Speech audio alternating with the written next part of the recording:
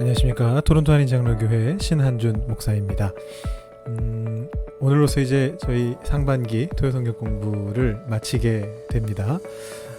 여러분들이 지금까지 온라인이라는 익숙하지 않은 환경 속에서 이 성경을, 하나님의 말씀을 조금 더 깊이 이해하고자 하는 그 마음으로 이렇게 와주신, 여기까지 함께 와주신 그 모든 것들에 대해서 감사를 드리고, 오늘 이 외경특강 두 번째 시간을 마지막으로 당분간 조금 쉬고요. 그 다음에 이미 공지해 드렸던 것처럼 2학기부터는, 하반기부터는 담임 목사님께서 직접 요한계시로 강의를 해주실 것입니다. 그래서 아마 그렇게 하게 되면 일단은 저희 신구약 성경 전체를 한번 완성하게 됩니다. 그래서 토요성경 공부를 통해서 하나님의 말씀을 깊이 이해하시는 아주 귀한 시간들이 되시기를 바랍니다. 네, 오늘 외경특강 한번 들어가 보죠. 지난 시간 요약 그냥 아주 간략하게 한번 해보도록 하겠습니다. 이게 사실은 제가 지난 시간에 그 말들을 그대로 가져왔는데, 왜냐하면 제가 주중에 한 분께 그런 말씀을 들었습니다. 이 강의를 들었는데 사실 결론이 좀 불명확한 것 같다. 외경을 읽으라는 말씀인지 읽지 말라는 말씀인지 어떻게 해야 되는지 조금 확실하지가 않은 것 같다. 이런 말씀을 저한테 해주셨어요. 약간 뭐 불명확한 부분이 있는 건 어쩔 수 없는 것 같습니다. 지금 보여드렸던 것처럼 루터가 한 말, 또 칼뱅이 한 말, 이런 말 보면은 우리가 외경을 읽어야 될 것 같은데, 또 우리 장로교회 신앙고백 신조 중에 하나인 가장 중요한 신조인 웨스트민스터 신앙고백에서는 뭐 가치 없다, 약간 이렇게 해석해 보면 굳이 꼭 읽을 필요는 없는 것 같다라는 그런 뉘앙스로 이야기를 하고 있다라는 그런 말씀을 드렸고요. 그래서 이제 우리 장로교의 창시자인 깔뱅과 장로교의 신앙고백인 웨스트민스터 신앙고백이 혹시 충돌하고 있는 거 아닌가, 이런 말씀도 드렸던 적이 있습니다. 조금 뭐 어려운 문제일 수는 있습니다. 도대체 외경을 읽어야 되는가 말아야 되는가. 지난 시간에 말씀드렸던 결론은 사실 그거였죠. 제가 읽으시라고 자신 있게 권하지 못하는 이유는 그 전 이해가 좀 부족하기 때문이다. 예를 들어 다른 뭐 성경 말씀 혹은 다른 어떤 신앙 도서, 이런 것들은 우리가 그 내용들을 어떤 식으로 읽어야 되는지에 대해서 내가 미리 이해하고 있는 바가 있고, 나의 신앙의 선배들이 그것을 읽어온 그런 역사가 있는데, 이 외경 같은 경우에는 특별히 한국 개신교에서는 그것을 읽어온 어떤 그런 역사가 짧기 때문에, 그리고 수가 많지 않기 때문에 조금 조심스러운 부분은 있다라는 그런 말씀을 드렸습니다. 그러니까 결국은 약간의 그 가이드를 받아서 읽으시는 것이 좋겠다라는 것이 지난주에 제 결론이었습니다. 근데 이제 말씀드리려고 했던 것은 다른 것이 아니라, 우리가 그것을 너무 도외시, 경외시 할 필요까지는 없다. 이것을 쳐다봐서도 안 되는 것으로 볼 필요까지는 없다.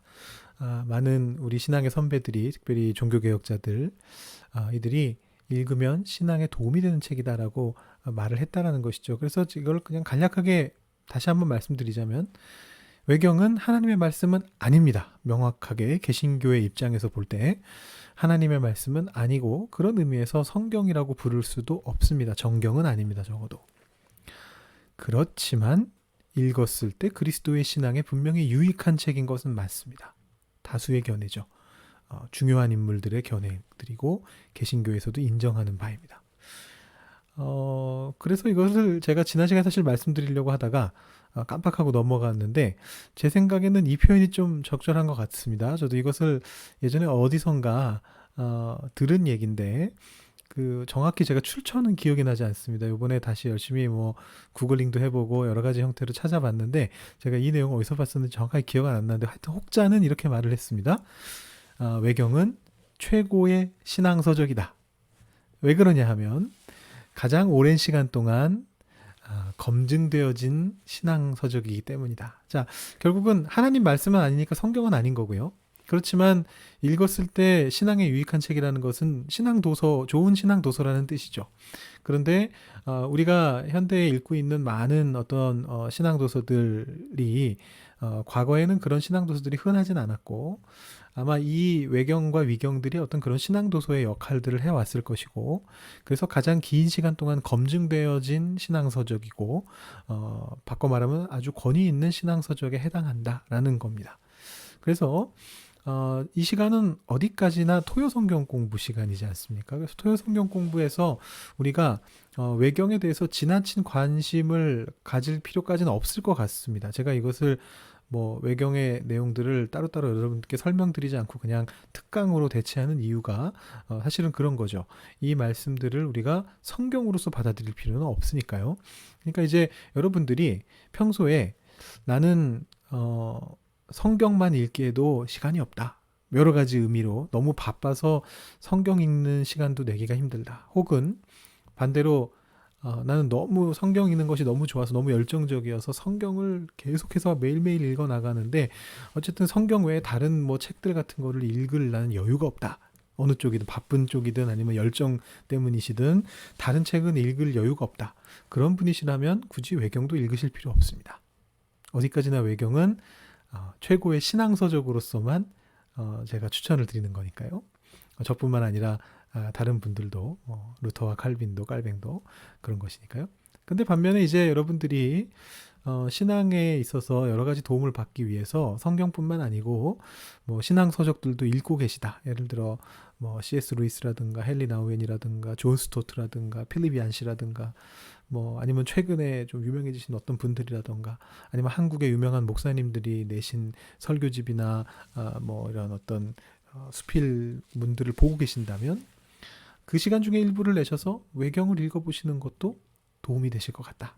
제가 그렇게 한번 조금 정리를 해서 한번 추천을 드려보도록 하겠습니다. 이렇게 하면은 조금 정리가 되실지는 모르겠습니다. 다만 이제 아까 말씀드린 것처럼 약간 가이드는 필요하니까 여러분들께서 읽으실 때 제가 조금 이따가 이제 몇 가지 설명을 드릴 건데요. 만약에 읽으시게 된다면 읽다가 뭐야 이거 내 성경 말씀하고 좀 충돌하는 것 같은데 이런 생각이 드시면 그 부분은 그냥 이렇게 한쪽 귀로 듣고 한쪽 귀로 흘리시는 마음으로 그냥 가볍게 읽고 넘어가시면 될 것 같습니다. 혹시 좀 궁금한 일이 생기시거나 이건 어떻게 해석해야 되는가 의아한 부분이 있으면 뭐 저나 뭐 담임 목사님이나 이렇게 교육자들한테 한번 문의를 해주셔도 좋을 것 같습니다. 그래서 이 토요 성경 공부 시간에 우리는 엄연히 성경, 정경 이해에 도움이 되는 부분만 다루겠다라고 지난 시간에 말씀드렸고 오늘 그 내용을 한번 이야기해 보도록 하겠습니다. 자, 그럼 성경 이해에 있어서 우리가 외경을 왜 보아야만 하는가? 외경의 가치는 무엇인가? 첫 번째는 이 외경이 성경의 어떤 그 배경 세계, 그 배경 세계 속에 있는 문화와 지리와 역사와 전승 같은 것들을 어떻게 이해할 것인가를 도와주는 역할을 합니다. 여러분들 가장 대표적인 것이 뭐냐 하면 지난 시간에 제가 보여드렸던 외경 중에 마카비 혹은 마카베오 1서 2서라는 책이 있다라고 말씀을 드렸습니다. 여기 보시면 중간기 박해에 맞서 싸운 마카비가의 기록이다 이렇게 적혀 있습니다. 자, 그러면 이 중간기라는 게 뭔가요? 우리가 가지고 있는 성경, 정경은 구약과 신약으로 구성이 되어 있습니다. 근데 이 구약과 신약 사이에는 사실은 상당히 긴 공백 기간이 있죠. 거의 400년에 달하는 공백 기간이 있습니다. 뭐 구약 성경에 마지막 책을 우리가 뭘로 보느냐 조금 뭐 해석하기에 따라 좀 다를 수는 있습니다만 그 다루고 있는 내용을 토대로 했을 때 시대적으로 가장 후대의 책이라고 말할 수 있는 책은 아마 지금 가장 구약의 끝에 위치하고 있는 그 히브리 성경 기준으로 우리가 가지고 있는 성경 기준으로 가장 뒤에 위치하고 있는 그 말라기서일 것입니다. 말라기서로부터 지금 그 예수님이 탄생하시는 시기까지의 기간이 약 400년입니다. 그러면은 이 400년에 대한 어떤 이해가 없기 때문에 우리는 신약이 어떠한 상황에서 우리에게 주어진 말씀인지를 제대로 이해하기가 쉽지가 않습니다. 바로 그 시간을 우리가 보통 신구약 중간사, 신구약 중간기라고 부르는데 이 기간을 이해하는 데 있어서 아주 결정적인 도움을 주는 책이 바로 이 마카비 1서 2서입니다. 그래서 사실은 저희가 이 마카비 1서 2서는 조금 더 추천드리기가 편한 게 뭐 별 대단한 내용은 없습니다. 그 내용의 역사들이 좀 담겨져 있습니다. 물론 부분적으로 조금 조심하셔야 될 부분들은 있어요. 뭐 카톨릭에서 주장하는 어떤 연옥설을 뒷받침해 주는 것 같은 그런 내용들이 조금 들어있는 것처럼 보이는 부분들도 있습니다. 아마 그래서 막 이 책들이 카톨릭에서는 정경으로 인정이 되고 개신교에서는 정경이 아니라 외경으로 간주되는 것일 수도 있겠습니다. 그렇지만 뭐 그런 내용들은 아까 말씀드린 것처럼 한 귀로 듣고 한 귀로 흘리시고, 어디까지나 이 말씀은 성경이 아니고 이 말씀은 교리를 만드는 데 쓰이는 것이 아니다라는 것을 기억하시고, 그런 부분들은 흘려보내신다면 이 구약과 신약 사이에서 어떤 일들이 일어났는지를 자세하게 보여줍니다. 우리가 이제 세계사 뭐 학교 학창 시절 한번 많이 옛날이실 수도 있지만 한번 떠올려 보시면 세계사 같은 것들을 공부합니다. 그럼 우리 그 세계사 시간에 이 시기에 대한 것들을 간략하게 배우기는 합니다. 알렉산더가 뭐 어떻게 그 헬라 제국을 만들고 원정을 다녔고, 그 이후에 사후에 알렉산더 사후에 어떻게 그 나라가 넷으로 갈라지게 되고 뭐 이런 얘기들이 조금 나옵니다. 근데 이제 그것만 가지고는 사실은 유대 지역에 어떤 정치적인 일들이 일어나고 역사적인 일들이 일어났는지를 파악하기는 좀 무리가 있습니다. 바로 그 지점을 보여주는 거죠. 이 알렉산더 사후에 네 나라 중에서 시리아 지역을 다스리던, 시리아 팔레스타인 지역을 다스리던 이 안티오쿠스라고 하는 황제의 치하에서 어떤 일들이 벌어졌고, 그래서 왜 유대인들은 그것에 맞서 싸우는 항쟁을 벌였고, 왜 하나님의 신앙, 하나님에 대한 신앙을 지키고자 하는 어떤 그런 투쟁을 하게 되었는가, 이런 것들이 나오고, 그 안에 보면 아주 감탄할 만한 투쟁의 기록들이 나옵니다. 어떻게 그들이 그들의 신앙을 지키기 위해서 싸웠는가. 물론 우리가 다니엘서에서도 그런 내용을 보게 되고 에스더서에서도 그런 내용을 보게 되지만, 이 마카비서 1서 2서에서는 또 그런 모습들을 많이 볼 수 있게 되고 우리 마음을 뭉클하게 만들어주는 그런 부분들을 또 보실 수가 있게 되죠. 그래서 이제 신약을 이해하는 데 있어서 구약에서 신약으로 넘어가는데 어떤 내용들이 있었는가, 그런 역사적인 상황들, 문화적인 어떤 변화들, 이런 것들을 이해하는 데 있어서 참 도움이 된다라고 보실 수가 있겠고요. 두 번째로 비슷한 거라고 볼 수도 있는데, 이 성경 본문 사이에 어떤 시대적인 상황적인 차이점이 왜 생겨나는가라는 것을 이해할 수 있게 도와줍니다. 성경 본문 사이에 차이점이 있다라고 말하면은 어떤 분들은 거부감을 느끼실 수 있을 것 같아요. 뭐 성경 본문 사이에 차이가 있다니, 성경이 틀렸다는 거야? 이렇게 아마 생각하시는 분들도 있겠습니다만, 그것은 좀 이제 약간의 표현의 오해 때문에 그렇게 보실 수가 있을 것 같아요. 아주 그 보수적인 진영에서는 뭐 소위 말하는 근본주의, 그 미국 남부 바이블 벨트 지역 같은 데서 가르치는 그런 어떤 근본주의적인 관점에서는 성경 안에 아무런 차이점도 없다라고 그렇게 주장을 합니다. 그래서 성경 안에 혹시라도 뭔가 다른 부분이 발견되면, 이 A랑 B랑 출애굽기랑 신명기랑 다르게 쓰여져 있는 부분이 발견되면 그것을 어떤 식으로든 이렇게 짜맞춰서 해석을 하려고 합니다. 그러면서 그것을 모순이라고 불러서는 절대로 안 되고, 성경은 하나님의 말씀으로 오류가 없기 때문에 모순이라고 불러서는 절대로 안 되고, 그 난제라고 불러야 된다. 해결하기 어려운 문제, 우리 인간의 이성으로는 해결하기 어려우나 하나님께는 문제가 아닌 그런 것이다 라고 이렇게 이제 말하는 그런 일군의 그룹이 있습니다. 근데 이제 물론 성경 안에 뭐 눈에 보이는 명백한 차이는 있습니다. 그걸 이제 어떻게 해석하느냐의 문제인데, 이 외경이 무엇을 도와주느냐 하면, 이 성경 안에 있는 어떤 시대적인 상황적인 차이가 왜 생겨나는지를 알려주는 겁니다. 일단은 제가 외경에 대한 얘기로 넘어가기 전에 그 성경 안에 있는 어떤 차이에 대해서 한번 잠깐 설명을 드려보겠습니다. 구약에서 레위기를 보시면은 정결법이 나옵니다. 이 정결법에서는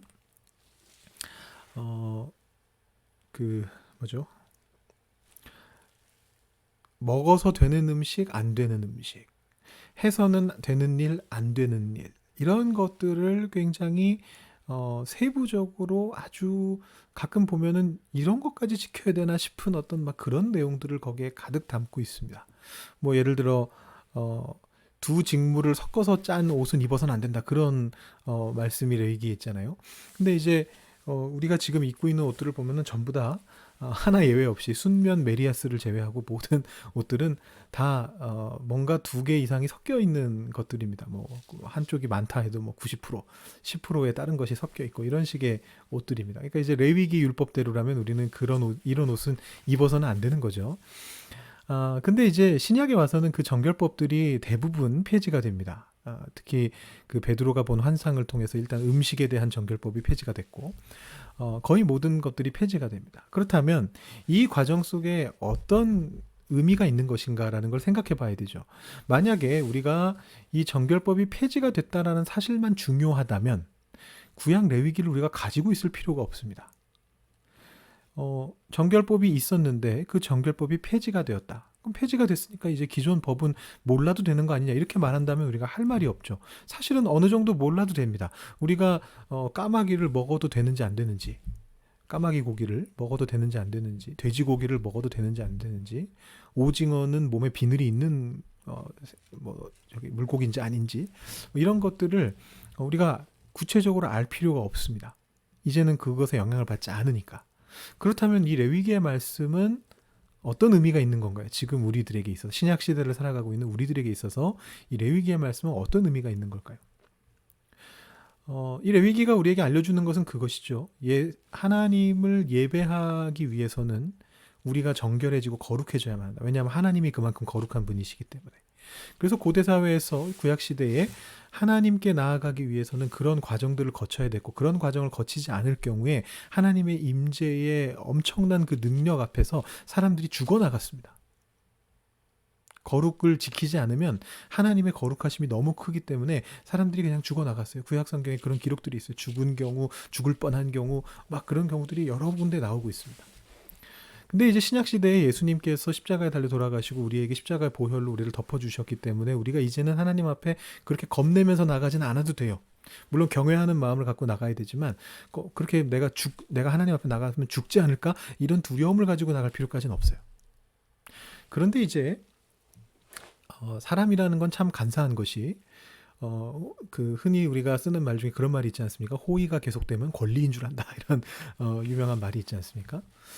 속된 말이긴 합니다만 이 사람이 호의를 계속 받으면 나중에는 그게 당연하게 느껴지고 그 호의를 더 이상 주지 않으면 뭐야 왜 나한테 해주던 걸 안 해줘 이런 식으로 거꾸로 적반하장으로 나온다라는 얘기인데 마찬가지로 우리가 하나님 앞에 나아가는 것이 이 구약의 말씀들이 없다면 레위기의 말씀들이 없다면 그 하나님을 만나기 위해서 나갔다가 죽었던 사람들에 대한 기록이 없다면 우리는 너무 이제 쉽게 생각하게 되는 거죠. 뭐 예배라는 거 그냥 대충 우리 나가서 드리고 오면 되는 거 아니야? 요즘은 심지어 온라인으로도 드릴 수 있는데 뭐 그냥 그 예배 이렇게 유튜브 켜고 있다가 앞에 뭐 찬양은 옆집 사람들이 싫어하니까 부르지 말고 좀 이따가 목사님 설교 말씀 나오면 그거 열심히 듣고 그러면 되는 거지.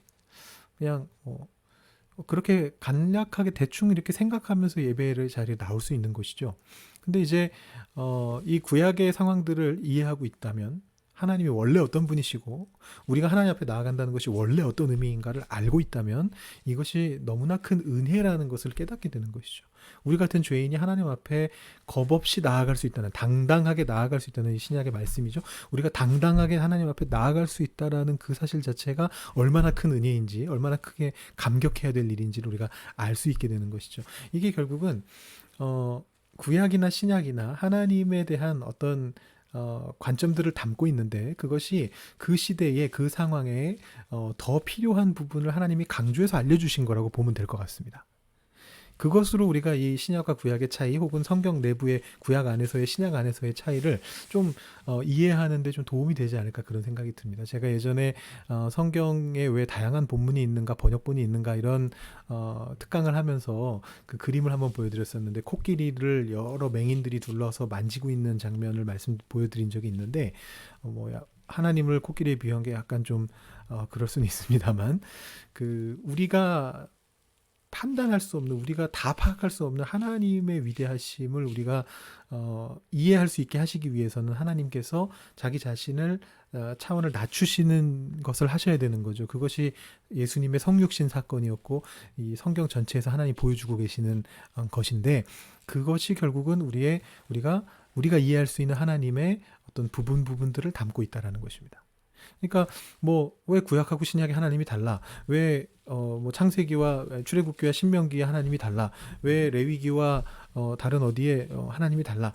하나님이 바뀌시는 분이야? 진리가 바뀌나? 라고 얘기하는 분들이 계실 수가 있습니다만 그런 것이 아니고 이 하나님이 가지고 계신 많은 부분들이 우리가 다 이해할 수 없는, 인간이 다 이해할 수 없는 많은 부분들을 하나님이 우리에게 계시하시는 과정 속에서 어떤 그런 차이들이 생겨나게 된 것이다 라고 우리가 이해할 필요가 있습니다. 자, 이런 이해를 기본 바탕으로 우리가 한번 외경이 도움이 되는 사례를 한번 보도록 하겠습니다. 내세에 대한 관점의 차이입니다. 여러분 읽으시면서 성경 말씀을 읽으시면서 그 느낌을 느끼셨는지는 잘 모르겠습니다만 구약과 신약은 내세에 대한 관점이 거의 전혀 다릅니다. 구약의 말씀들은 오늘날 우리가 생각하고 있는 신약적인 것이죠. 신약의 영향을 받아서 오늘날 우리가 알고 있는 천국과 지옥이라는 그 개념을 사실상 알지 못했다라고 보시면 됩니다. 구약 시대에는 사람이 죽으면 어떤 일이 벌어지는가? 사람이 죽으면 그냥 죽는다라고 생각했습니다. 창세기 3장이죠. 창세기 3장 19절을 보시면 너는 흙이니 흙으로 돌아갈 것이니라. 하나님이 아담에게 내리신 말씀인데 너는 흙이니 흙으로 태어났기 때문에 흙으로 만들어졌기 때문에 너는 흙으로 돌아갈 것이다 라고 말씀합니다. 그 후에 너의 영이 어디로 갈 것이다 그런 얘기는 하지 않으세요. 아브라함이 죽었을 때 뭐라고 기록되느냐 하면 그의 나이가 높고 늙어서 기운이 다하여 죽어 자기 열조에게로 돌아갔다 라고 기록하고 있습니다. 아브라함의 조상들은 하나님을 믿었던 사람들인가요? 아브라함의 아버지 데라는 하나님을 믿었나요? 데라 위의 조상들이 하나님을 믿었던 사람들인가요? 정확히 알 수 없습니다. 하지만 아마 안 믿었던 사람들이 대부분일 겁니다. 근데 아브라함이 죽어서 그들의 그 조상에게로 갔다고 합니다. 이제 하나님을 믿고 죽은 사람은 천국에 가고 하나님을 믿고 죽지 않은 사람은 하나님을 안 믿고 죽은 사람은 지옥에 간다. 이런 관점이 구약에선 잘 발견되지가 않습니다. 이 표현들은 계속해서 그 후로도 계속 사용되거든요. 뭐 왕들이 죽었을 때도 쓰고요. 열왕기 상하, 역대 상하 보시면 누가 죽어서 히스기야가 죽어서 그의 열조에게로 돌아갔다. 이 말은 이제 어딘가로 뭐 갔다기보다는 죽은 이후에 이제 그가 묻혔다. 그 묻힌 곳을 조금 더 이렇게 확장해서 보면 그것을 스올이라고 부르는데 스올이 물론 무덤을 의미하는 것은 아니지만 이 스올이라는 곳은 그러니까 지금 우리가 생각하는 지옥이나 천국이나 그런 곳이 아니라는 것이죠. 그냥 죽은 이후에 사람들은 아무 뭐 영이 없이 그냥 흩어지게 되는데 흙이 되는데 그곳이 바로 스올이다라고 이렇게 봤다는 것이죠. 열왕기상 2장 6절과 9절을 보시면 이 본문의 컨텍스트는 어떤 컨텍스트냐 하면 다윗이 솔로몬에게 유언하는 장면입니다. 죽으면서. 그러면서 이제 다윗이 솔로몬한테 뭐라고 얘기하느냐 하면 요압을 치리하라라고 합니다. 그러니까 다윗의 측근이었던 요압을 다윗이 본인이 스스로는 어떻게 하지 못했는데 뭐 여러 가지 이유가 있었겠죠. 그때까지 자신한테 충성해 왔던 뭐 그런 모습들이 있어서 뭐 못한 것일 수도 있고 다른 이유가 있었을 수도 있는데 자기 자신은 이 요압을 죽이지 못했지만 너는 이 요압을 죽여야 된다. 요압은 너에게 앞날에 도움이 되지 않고 이 요압은 나쁜 일을 한 사람이다. 그러니까 너는 요압을 네가 스스로 판단해서 너의 지혜로 판단해서 죽게 하라 라고 얘기를 합니다. 그러면서 뭐라고 얘기하냐면 그의 백발이 평안히 스올에 내려가지 못하게 해라. 그의 백발이 피 가운데 스올에 내려가게 하여라. 그러니까 지금 여기에서 스올에 내려가는 것이 만약에 스올이 지옥이라면 평안하게 스올에 내려가는 경우는 없는 거죠. 지옥으로 어떻게 우리가 평안하게 갈 수 있겠습니까? 그러니까 여기에서 평안히 가는 것도 스올이고 피 가운데 내려가는 것도 스올이다라는 것은 이 스올이라는 공간이 그냥 죽음 이후의 어떤 상황을 그냥 넓게 통칭해서 부르는 공간이다. 지금 우리가 생각하는 천국하고 지옥하고는 좀 다른 곳이다라는 것을 이제 보여주는 예시죠. 그러니까 이제 구약 성경은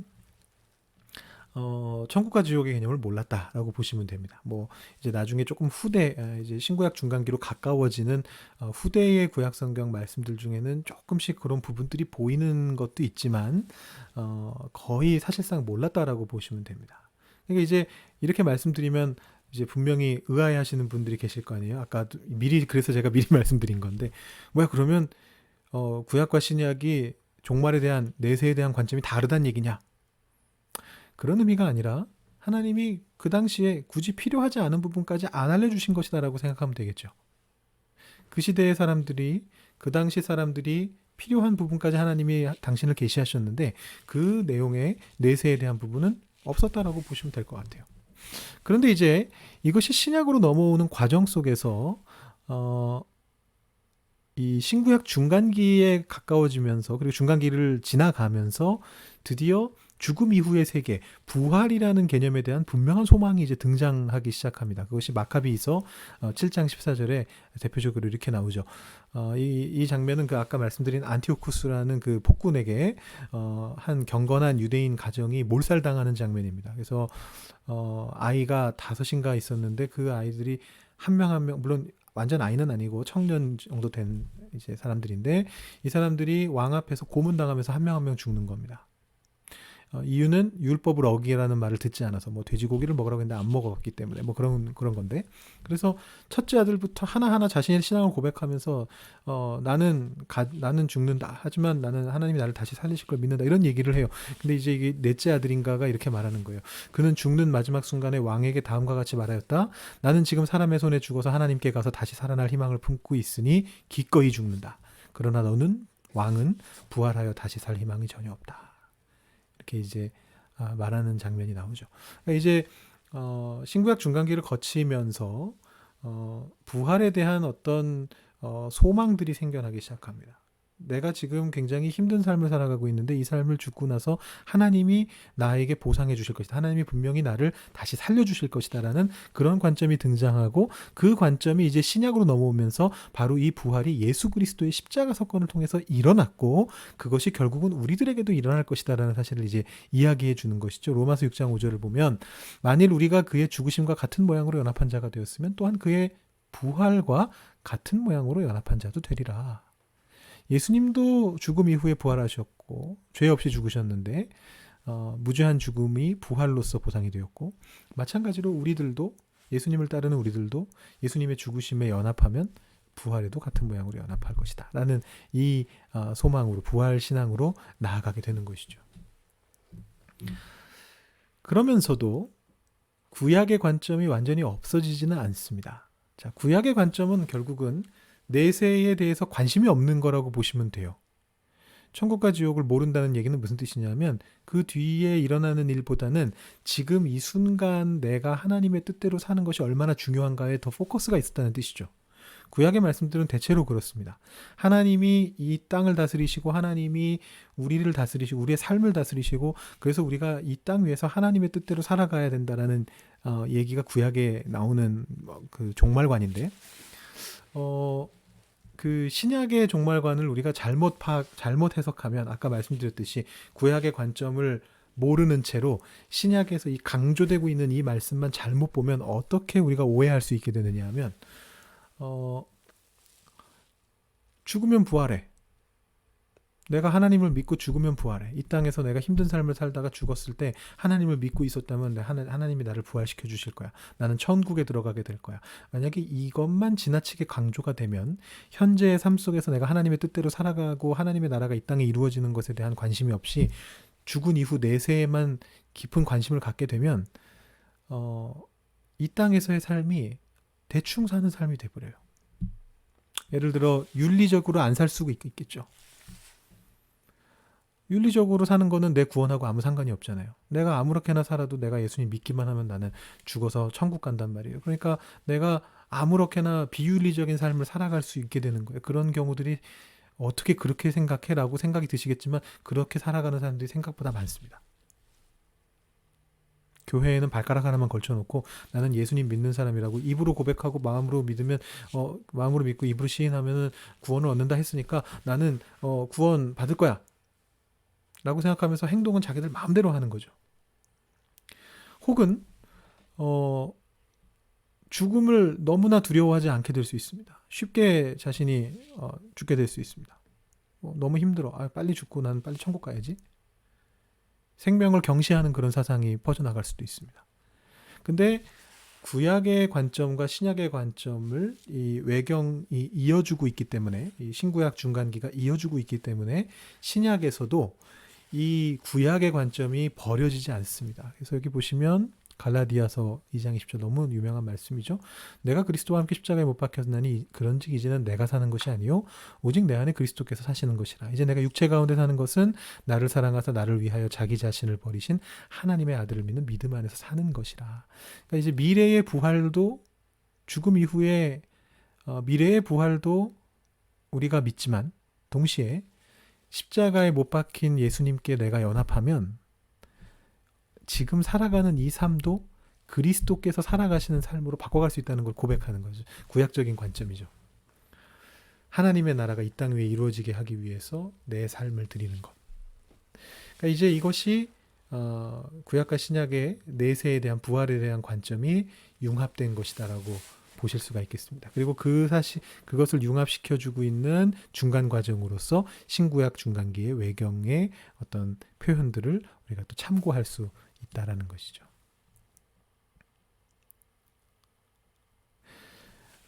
성경 이해에 있어서 외경의 가치 지금 두 가지를 말씀드렸습니다. 첫 번째는 배경 세계를 이야기해 준다. 특별히 신약 시대를, 그리고 신약 시대로 가고자 하는 어떤 신구약 중간의 시기, 그 중간의 역사들, 이런 것들을 우리에게 알려줘서 신약을 이해하는 데 굉장히 도움을 준다. 두 번째는 방금 말씀드린 것처럼 구약과 신약 사이에 차이가 있을 때, 혹은 구약 안에서, 신약 안에서 시대에 따라, 상황에 따라, 지역에 따라 어떤 차이점들이 생겨나는 말씀들을, 왜 이런 차이가 생겨나는지를 이해하는 데 도움을 줄 수 있는 것이 바로 이 외경이다라는 말씀을 드렸습니다. 그리고 세 번째로 성경 안에 외경이나 위경이 인용된 부분들이 있습니다. 많지는 않습니다. 몇 군데 있는데, 물론 이제 그것을 간접적인 인용까지 다 따지면 생각보다 굉장히 많아질 수도 있는데, 일단 직접 인용은 몇 군데 없기는 합니다. 하지만 어쨌든 그런 인용이 있었을 때 그 인용된 부분들의 이해를 도와줄 수 있어요. 이건 너무 당연한 거죠. 왜 그 사람이 그 외경을 거기다가 인용했는가? 그걸 이해하려면 그 외경의 전체적인 내용을 알고 있어야겠죠. 그래서 이제 대표적인 사례로 우리가 바로 이 외경 특강을 하게 된 까닭인 유다서를 한번 돌아가 보겠습니다. 유다서가 인용하고 있는 외경과 위경은 지지난 시간에 말씀드렸던 것처럼 에녹일서라는 책하고 모세의 승천입니다. 그냥 에녹서라고 부르기도 합니다. 에녹일서를, 제일 유명한 에녹에 대한 책이기 때문에. 이 책들은 하나같이 그 말씀드렸던 구약 외경 15권 안에 들어가진 않고 위경에 속하고요. 모두가 다 아주 옛날에 유명한 인물의 이름을 따서 지어진 겁니다. 에녹은 여러분 잘 아시는 노아의 조상이고, 모세는 모세고요. 근데 이제 이 책들은 하나같이 이제 묵시문학적인 경향을 따르고 있습니다. 그래서 이 에녹이라는 사람이, 모세라는 사람이 그 신비롭게 하나님의 세계로 가서 그 환상을 보게 되는데, 그 환상에 대한 내용들을 다루고 있죠. 그러니까 이제 구약 성경에서 유사한 장르는 다니엘서나 스가랴서 뒷부분, 그다음에 이사야 소목시라고 불리는 이사야서 중간 부분의 환상 부분, 에스겔의 환상 부분, 이런 부분들이 좀 유사한 부분들이고, 신약에서는 요한계시록이 바로 유사한 책들이다라고 보시면 되겠습니다. 그런 어떤 비슷한 성격의 책들이다라고 생각하시면 되겠고, 이 에녹일서의 경우에는 지난 시간에 간단하게 말씀드렸습니다만, 정교회 중에 일부 에디오피아 정교회에서는 이 책을 정경으로 생각합니다. 그래서 사실은 에녹일서가 지금까지 전해졌습니다. 에티오피아 정교회 콥트 쪽에 해당하는 교회인데요.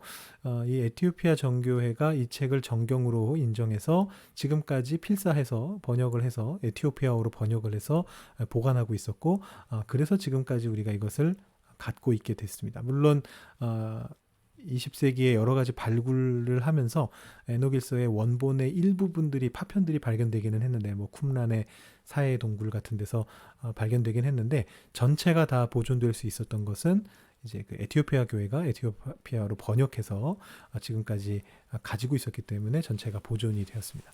모세의 승천이란 책은 일부만 전해져 오고 있습니다. 지금 현재 일부가 생략됐고요, 삭제가 됐고요. 그 삭제가 된 부분이 바로 유다서가 인용한 부분입니다. 하필이면 없어진 부분, 삭제가 아니라 분실된 거죠. 분실된 부분, 거의 끝 부분이 이제 모세가 죽고 나서 그 시체를 가지고 천사장 미가엘과 그 사단이 서로 이제 막 이렇게 논쟁을 벌이는 그 장면인데 현재는 존재하지 않고 있고 유다서에 남은 채로만 우리가 볼 수가 있습니다. 자, 그래서 이 에녹 1서의 내용을 어떤 식으로 인용했는가를 한번 보죠. 유다서 1장 6절을 보시면 또 자기 지위를 지키지 아니하고 자기 처소를 떠난 천사들을 큰 날의 심판까지 영원한 결박으로 흑암에 가두셨다라고 되어 있습니다. 자, 이 말씀이 지금 현재 우리가 가지고 있는 정경 안에서는 내용을 찾아볼 수가 없는 내용이죠. 창세기 6장 1절 3절의 이 내용이 약간 조금 이제 비유적인 신화적인 표현으로 적혀 있습니다. 사람이 땅 위에 번성하기 시작할 때에 그들에게서 딸들이 나니 하나님의 아들들이 사람의 딸들의 아름다움을 보고 자기들이 좋아하는 모든 여자를 아내로 삼는지라. 여호와께서 이르시되 나의 영이 영원히 사람과 함께하지 아니하리니 이는 그들이 육신이 됨이라. 그러나 그들의 날은 120년이 되리라 하시니라. 자, 그러니까 여기 말씀에서 보시면 유다서 1장 6절이 대략적으로 요 내용을 토대로 하고 있다는 느낌은 들지만 확신할 수는 없습니다. 그죠? 자기 지위를 지키지 아니하고 처소를 떠난 천사들이 바로 저 하나님의 아들인 거라고 추측할 수는 있는데 하나님의 아들, 사람의 딸들과 결혼하러 내려왔던 하나님의 아들 이라고 추측할 수는 있는데 다른 사례일 수도 있잖아요. 다른 어떤 뭐 성경 안에 있는지는 모르겠지만 다른 상황들 속에 자기 지위를 지키지 않고 처소를 떠난 천사들이 있을 수도 있죠. 그러니까 이게 이 내용이라고는 확신할 수는 없습니다. 그리고 이 내용에는 큰 날의 심판까지 흑암에 가두셨다, 영원한 결박으로 흑암에 가두셨다라는 내용은 없습니다. 하나님이 내 영이 영원히 사람과 함께하지 아니할 것이다 이런 말씀을 하시는 장면은 나오지만 이 천사들을 심판하셨다, 흑암 속에 가둬놓으셨다, 그것도 심판 때까지, 마지막 날 심판까지, 이런 메시지는 여기서 발견할 수가 없습니다. 이 내용은 에녹서에 나오는 내용이에요. 간접 인용이 된 건데, 에녹서 1장, 1서 10장을 보시면, 이제 이게 아마 하나님께서 그 다른 천사, 누구였는지 제가 지금 이름이 생각이 안 나는데, 다른 천사에게 명령하시는 내용이에요. 이 타락한 천사들을 어떻게 할 것인가. 그래서 이제 뭐라고 얘기하시냐면 여자들과 한패가 되어 온갖 부정한 일을 하여 스스로 타락한 생활을 한 자들에게 손을 대라. 천사들이죠. 그들의 자손이 서로 칼을 맞대고 싸워 사랑하는 아들이 멸망하는 것을 보고 나면 그들을 70세대 동안 그들의 심판과 종말의 날 영원한 심판이 끝날 때까지 대지의 언덕 아래 묶어두어라. 네, 바로 이 유다서 1장 6절의 말씀이 여기서 왔다라는 걸 아실 수 있게 되죠. 이 에녹일서 내용 자체가 바로 창세기 6장 1절에서 3절의 내용을 풀어놓은 거거든요. 자, 그렇다면 이제 이것을 물론 이제 오해하시면 안 되는 게 에녹일서는 정경이 아니니까 유다서에 인용이 되긴 했습니다만 에녹일서의 내용이 그 당시 실제로 이뤄진 일을 정확하게 묘사하고 있다라고 말할 수는 없습니다. 에녹일서가 정경 안에 있다면 우리가 그렇게 말할 수 있겠죠. 창세기 1장 6장에서 벌어진 일이 이런 일이구나. 천사가 하늘에서 내려와서 사람의 딸들과 결혼을 했고 그래서 그 사이에서 거인들이 나타났고 그래서 하나님께서 그들을 벌 주시기 위해서 그들을 최후 심판 날까지 땅 아래 묶어두셨구나 라고 생각할 수는 없습니다. 그렇다는 법은 없죠. 유다서 1장 6절이 간접적으로 말은 하고 있지만 확신할 수는 없습니다. 그렇기 때문에 그것이 이 창세기 6장 1절 3절을 이해할 수 있는 유일한 길은 아닙니다. 사실은 학자들은 또 다양한 해석들을 하고 있습니다. 이 하나님의 아들들은 셋의 후손들이고 사람의 딸들은 가인의 후손들이다라고 말하는 사람들도 있고 하나님의 아들들이 왕을 말하는 것이고 왜냐하면 고대 사회에서는 왕들을 신의 아들이라고 불렀기 때문에 하나님의 아들들이라는 존재들은 왕들을 얘기하는 것이고 이 왕들이 자기들이 좋아하는 모든 여자를 아내로 삼다 즉 후궁으로 여러 사람들을 문란하게 들이우는 어떤 그런 행동들을 지적하는 것이다라고 해석하는 학자들도 있습니다. 그렇지만 일단 유다서의 저자는 이 말씀을 에녹일서의 도움을 받아서 이제 천사들이 일으킨 일이다라고 해석을 했고 그것을 이제 유다서 1장 6절에 담아놓고 있다라는 그런 말씀인 거죠. 하나 더 보시면 유다서 1장 14절 15절에 아주 직접 인용이 나옵니다. 아담의 7대 손 에녹이 이 사람들에 대하여도 예언하여 이르되 아주 대놓고 지금 예언하였다. 에녹이 예언한 것이다 라고 얘기하고 있는데 바로 그 에녹이 에녹 1서를 얘기하는 겁니다. 실제 에녹은 아니죠. 후대에 아마 주후 1세기 전후에 에녹일서가 쓰여졌다라고 학자들이 추정하고 있는데 거기에 적혀있는 내용입니다. 보라 주께서 그 수만의 거룩한 자와 함께 임하셨나니 이는 무사람을 심판하사 모든 경건하지 않은 자가 경건하지 않게 행한 모든 경건하지 않은 일과 또 경건하지 않은 죄인들이 주를 거슬러 한 모든 완악한 말로 말미암아 그들을 정죄하려 하심이라 하였느니라. 이 말씀은 에녹일서 1장 맨 앞쪽에 나오고 있습니다. 영원하신 하나님이 그 처소에서 나오신다. 보라, 그분은 1만 명의 성자를 이끌고 오셨다. 그들은 심판을 행하기 위해서이다. 그들은 불경건한 자들을 멸하고 모든 육적인 자, 즉 죄인과 불경건한 자들이 그분에 대하여 행한 모든 불의를 심판할 것이다. 그래서 이제 이 말씀이 이 유다서에서 인용이 되고 있는 것이죠. 직접 인용으로 인용이 되고 있는 것입니다. 그러니까 이제 이 내용을 우리가 이해하려면 물론 뭐 계시록의 도움을 받아도 됩니다. 계시록이 유다서보다 먼저 쓰여졌는지 나중에 쓰여졌는지는 확실하진 않지만 계시록의 내용이 사실은 비슷한 내용들을 담고 있기 때문에 이 내용을 뭐 계시록을 배경으로 해서 이해해도 아주 뭐 크게 틀리지는 않습니다. 그렇지만 우리가 이 에녹일서에서 이 에녹이 전형적으로 그 단테의 신곡처럼 이 에녹이 하나님께로 불려 올라가서 그 하나님 나라를 돌아다니면서 보는 어떤 그런 장면이거든요. 천사들의 도움을 받아가지고 뭐 그런 식의 내용으로 구성이 되어 있는데 이 에녹일서의 내용을 통해서 하나님께서 심판을 안 하시진 않는구나. 결국은 하실 것이다. 최후의 순간에 하나님이 나오셔서 그리고 그 하나님이 세상을 심판하시고 물론 천사들도 타락한 천사들도 심판하시고 잘못된 판단을 했던 모든 사람들을 하나님이 심판하실 것이다 라는 메시지를 유다가 전달하고 있는 것이죠. 그리고 유다서에서 어레인지된 부분이 뭐냐 하면 지금 밑에 내용을 읽어보시면 하나님이 함께 데리고 오신 수만 명, 1만 명의 성자가 심판을 하죠. 근데 유다서 말씀에 보면 주께서 그들과 함께 임하셨는데 결국 그것을 심판하는 분은 누구냐면 주님인 것처럼 나와 있습니다. 복수형으로 안 적혀 있죠. 그리고 유다서에서 주라는 표현은 예수님을 가리킬 때 씁니다. 그래서 결국은 유다가 이 어레인지를 어떻게 한 거냐면 에녹이 본 그 하나님이 결국은 예수님이다.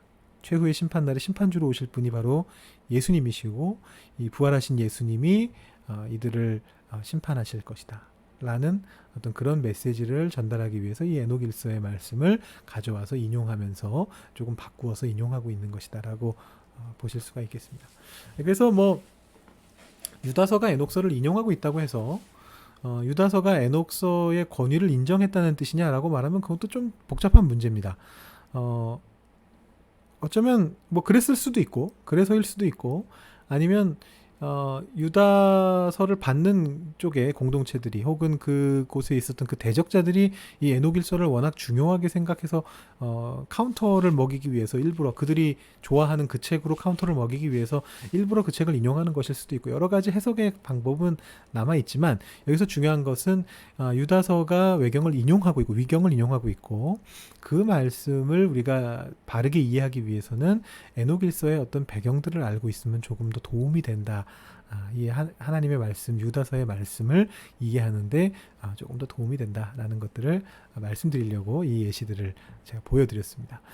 모세의 승천 같은 경우는 뭐 이미 말씀을 좀 드렸기 때문에 따로 제가 이렇게 다시 인용해서 뭐 보여드리지는 않고요. 애초에 뭐 모세의 승천은 지금 그 후반부 원본이 없기 때문에 인용을 할 수도 없기는 합니다. 그래서 이런 뭐 유다서에도 이런 부분들이 있고 뭐 다른 성경들에도 부분적으로 외경 위경을 인용하는 부분들이 있습니다. 뭐 히브리서에 보면은 그 믿음의 조상들, 믿음의 선조들에 대한 이야기를 쭉 하다가 11장에서 몸을 둘로 잘리기도 하고라는 말씀이 있는데 지금 구약성경 현재 우리가 갖고 있는 구약성경 정경 안에서 몸이 둘로 잘려서 순교한 사람은 없습니다. 근데 이제 위경에 이사야 승천 혹은 이사야 순교라고 불리는 책이 있는데 그 책에 보면 이사야가 톱으로 몸이 잘려서 순교하였다라는 그런 내용이 나옵니다. 그러니까 이제 히브리서 저자도 그 내용을 알고 있었고 그것을 거기에 활용하고 있는 것이고 또 디모데후서에도 보시면 3장 8절인가요? 거기 보시면 얀네와 얀브레라는 사람이 모세에게 대적하였다라는 기록이 나오는데 이 얀네와 얀브레는 애굽에서 바로의 마술사들을 말합니다. 처음에 지팡이로 승부를 벌이고 강물을 피로 만들고 했던 바로 그 사람들인데 그 사람들의 이름도 역시 구약 정경에는 전해지지 않고 있지만 유대 문헌들 위경들 속에서는 굉장히 많이 그 사람들 이름이 얀네와 얀브레다라고 알려져 왔습니다. 그래서 그것을 이 바울이 디모데후서에서 인용하고 있는 것이다라고 볼 수가 있습니다. 그래서 뭐 그런 내용들을 우리가 외경 위경들을 조금 알고 있다면 그리고 그 배경을 조금 더 파악하고 있다면 그 정경의 내용들을 이해하는 데 있어서 조금 더 도움이 될 수 있다라는 그런 부분들을 말씀을 드립니다. 네, 뭐 지금 일단은 저희가 하나님의 말씀인 토요성경 공부니까요. 하나님의 말씀인 성경, 정경을 이해하는 데 있어서 외경이 우리에게 어떤 도움을 줄 수 있는가 쪽에 좀 포커스를 맞춰서 외경 특강을 조금 알려드렸고요. 외경에 대한 내용들을 조금 알려드렸고요. 그 부담은 갖지 마시고 아까도 말씀드렸듯이 외경도 읽어야 돼. 내가 지금 성경 읽기도 바쁜데 외경을 내가 읽어야 되나? 뭐 이렇게 생각하실 필요까지는 없으시고 다만 우리가 하나님의 말씀을 더 잘 이해하기 위해서 외경이라는 것이 이런 도움을 줄 수 있구나. 외경을 뭐 그렇게 완전히 경원시할 필요까지는 없겠구나 라고 생각해 주시면 좋을 것 같고 나중에 여러 가지 또 성경을 공부하시거나 하실 때 이 외경에 대한 내용들을 발견하시게 되면 이것은 지난번에 특강 때 들었던 이런 내용하고 연결되는 것이겠구나 이렇게 생각을 해주시면 좋을 것 같습니다. 네, 상반기 토요 성경 공부는 오늘로 종강이 됩니다. 이제 오늘 이후로는 당분간 안 올라올 거고요. 하반기 토요 성경 공부는 이제 9월 초에 요한계시록 공부로 다시 시작하게 되겠습니다. 담임 목사님께서 하실 거고요. 9월 초 분위기에 따라서 어떻게 될지는 모르겠습니다만 예전처럼 그 소예배실에서 토요 새벽 기도회 후에 하시게 될지 아니면 이렇게 녹화 형태로 유튜브로 진행하시게 될지 모르겠습니다만 여러분 많이 참여해 주시고 그 지난 시간에 말씀드렸듯이 뭐 외경을 혹시 한글로 읽어보시고 싶으시다면 뭐 마카비서 같은 것들 그 신구약 중간기를 다루고 있는 내용들 혹시 읽어보고 싶으시다면 대한성서공회 성경읽기 홈페이지를 가시면 공동번역을 선택하실 수가 있습니다. 개정이 좀 나중에 나온 거니까 공동번역 개정판으로 읽어보시면 되겠고요. 뭐 외경 읽으시면서 혹은 외경뿐만 아니라 성경 읽으시면서 궁금한 부분이 혹시 있으시다면 언제라도 여기 적혀있는 이메일로 저한테 연락을 주시면 제가 답변을 드리도록 하겠습니다. 네, 지금까지 토요성경 공부를 시청해 주셔서 너무 감사드리고 하반기에 담임 목사님과 함께 다시 뵙도록 하겠습니다. 여러분 오늘도 수고가 많으셨습니다. 감사합니다.